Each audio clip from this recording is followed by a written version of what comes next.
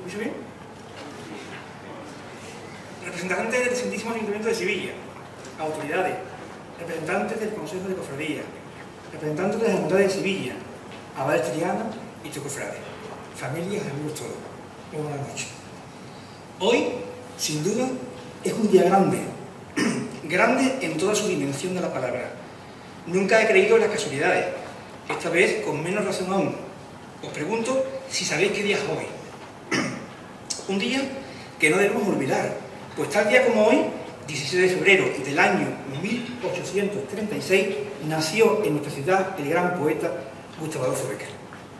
Al protagonista de lo que hoy nos ocupa, el poeta del barro, protagonista de mi novela, mi primera novela, le pusieron este sobrenombre precisamente dedicado al poeta sevillano. Pero no solo los lazos de unión entre ambos se reduce a este detalle. Tanto el poeta como el escultor fallecieron un mismo día, un fatídico 22 de diciembre, aunque de diferentes años. El poeta del barro está escrita en primera persona.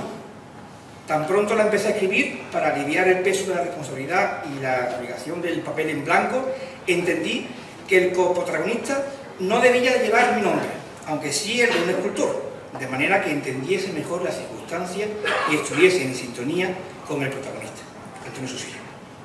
De ahí que en vez de inventármelo, lo tomé prestado el nombre y el segundo apellido de un compañero de oficio, un colega de hace muchísimos años, que está aquí presente, pasando a llamarse Fernando Abad. Bien, lo cierto es que me tendría que remontar a los primeros años de mi incipiente carrera artística, cuando, estando en compañía de mi tío abuelo, Manuel Castillo, me contaba, como solo lo saben hacer los abuelos, detalles de la vida de Antonio Susillo, que su padre, el gran Castillo Lastruzzi, le había contado. Aquello desde entonces quedó grabado en mí, y a pasar de los años, cuando en el 2003 María Esma y yo dijimos el siquiero en San Julián, sin buscarlo, nos fuimos a vivir al barrio de la Alameda de Hércules. Sin darme cuenta, me encontraba en pleno foco donde el gran maestro Susillo había vivido y su inspiración había tomado cuerpo. Fue entonces cuando sentí la llamada, la necesidad de escribir sobre su persona.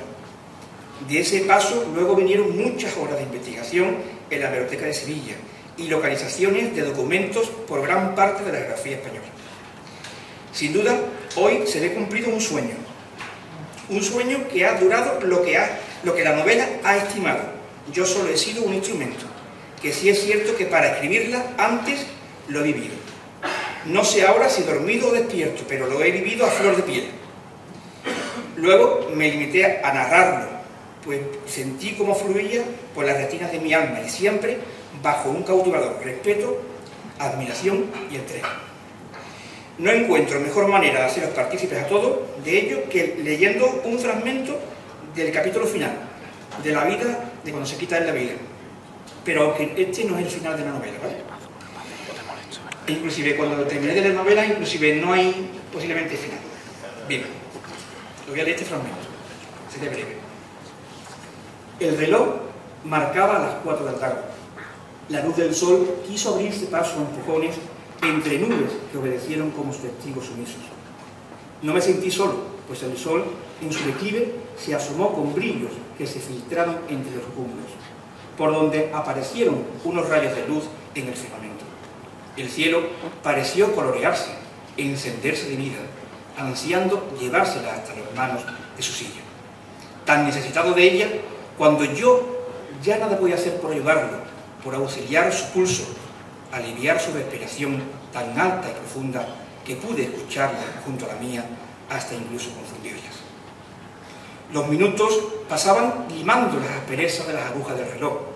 En su rostro se perfilaban los estigmas del sufrimiento que afloró a la superficie del licenciado. Los minutos cayeron a plomo en el delirio por borrar de su existencia aquellos momentos. Su vida, que había revivido conmigo, se había adherido a mis cartílagos hasta verlos soldados los unos con los otros. Y tan siquiera pude fresinarme, la misma impotencia me desarmó. El resto lo hizo el frío reinante y sin poder ayudarle me fue imposible mantenerme en pie.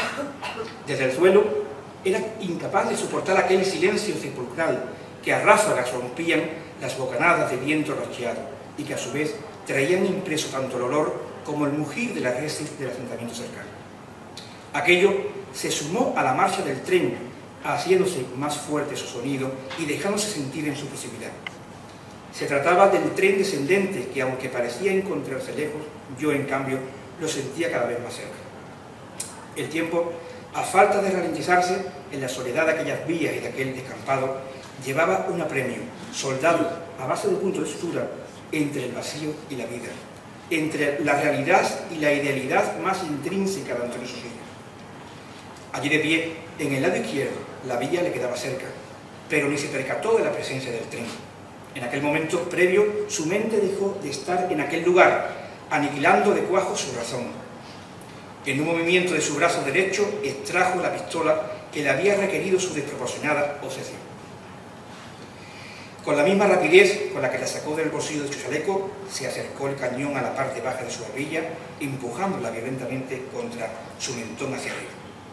No era otra aquella mano que la suya, la que tanta gloria le había proporcionado, la que tanto ideal había sido capaz de arrancarle a la vida para depositarla en el propio bar. Aquella era su mano, no había duda, la que traicionaba al genio con tal desaire a la inteligencia que durante su intensa vida había sido capaz de domar a base de belleza.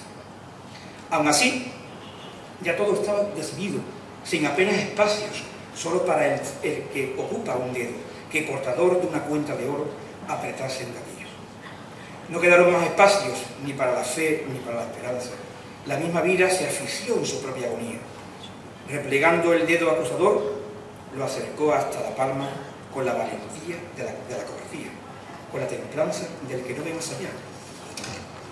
No quedó más tiempo. El dedo llegó hasta el final, dejando libre una cápsula de las 5 que portaba su cargador, saliendo disparada de un arma cargada por el diablo. Una única bala fue suficiente para atravesar su pensamiento de abajo arriba, llegando donde moraba su fatal presentimiento de que la muerte le estaba esperando como único reclamo de su alma agotada. Eran las 4:30 de la tarde. Atravesado su pensamiento, sus ojos vidriosos parecieron implorar al cielo el perdón.